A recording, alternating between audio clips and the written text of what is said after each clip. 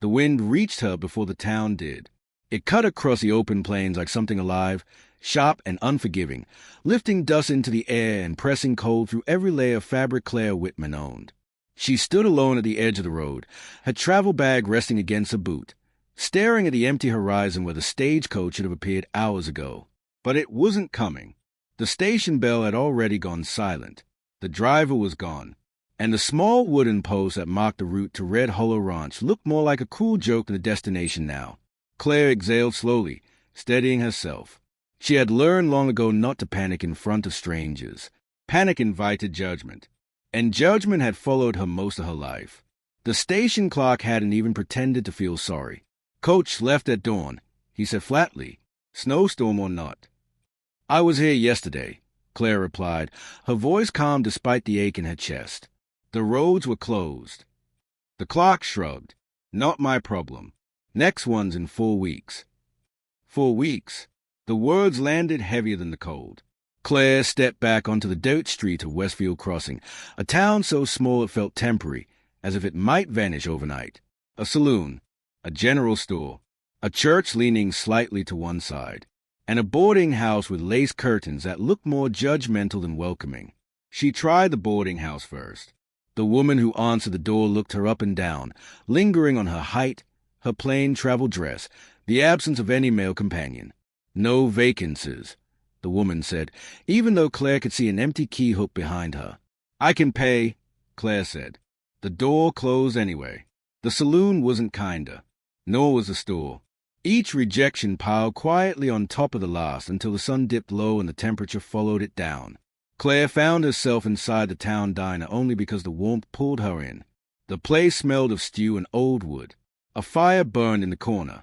A few locals sat scattered across tables, talking softly, and in the far booth a man sat alone. He wasn't watching her. That alone was different. Claire ordered the cheapest thing on the menu and ate slowly, stretching the moment. When the waitress finally approached, her expression apologetic, Claire already knew. "We're closing," she said gently. Claire nodded. "Of course." She stood, lifting her bag, and that's when the voice came from behind her. "Where are you heading tonight?" It wasn't intrusive or demanding, just concerned. She turned. The man from a booth stood now, tall but reserved, his coat worn from honest use. His face was lined in a way that spoke of years rather than age. Gray eyes met hers steadily. "I'm not sure," Claire said truthfully. He studied her for a moment. Not her body, not her clothes, but her face. "You're the one headed for Red Hollow Ranch," he said. She blinked. "How did you?" "They were expecting a bookkeeper," he replied. "I supply them feed in the winter." Something eased in her chest. "I missed the coach." "I can see that." He paused. "You can't stay outside tonight." "I'll manage," Claire said automatically. The man shook his head once. "No one manages out here in December." He reached for his coat. "Come on." She hesitated. Every warning she'd ever learned whispered in her mind. But something stronger, something quieter, told her this man was not a threat. She followed. The cabin sat just beyond town, nestled against a line of cottonwood trees. Smoke curled from the chimney. Inside, it was warm, clean, and simple. A single room, a table, a stove, a long wooden bench covered in thick blankets. The man set her bag down near the fire. "I'm Samuel Reed," he said. "You can stay tonight." Claire swallowed. "Where should I sleep?" Samuel walked to the bench, lifted the top blanket, and revealed clean sheets beneath. "Hey," he said, "it's warm, and it's safe." That was all. No expectation, no implication, just a place to rest. Claire lay awake for a long time that night, listening to the fire crackle, realizing how long it had been since she felt protected without being owned. Morning came with the sound of coffee. Claire sat up, disoriented for a moment, then remembered. She folded the blankets neatly and rose just as Samuel turned from the stove. "Morning," he said. They ate quietly. The silence wasn't awkward. It was respectful. Samuel offered to take her part of the way to the ranch on his horse, but she declined, choosing instead to find work in town until another solution appeared. Work came quickly. So did rumors. Claire heard them in the pauses between conversations, felt them in the way eyes followed her through the street. A woman staying alone with a man who lived outside town. Samuel never addressed them. He just kept being kind. Days turned into weeks.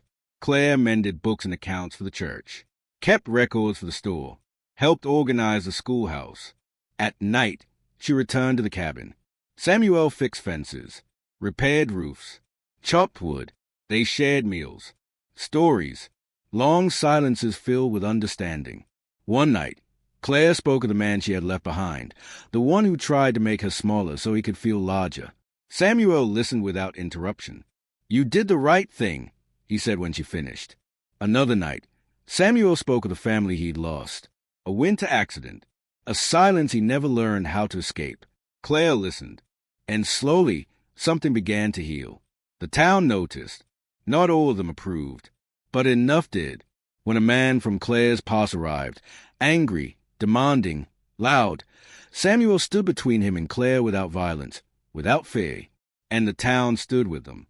Winter passed. Spring came. Claire never went to Red Hollow Ranch. She built something better, a life chosen, not survived.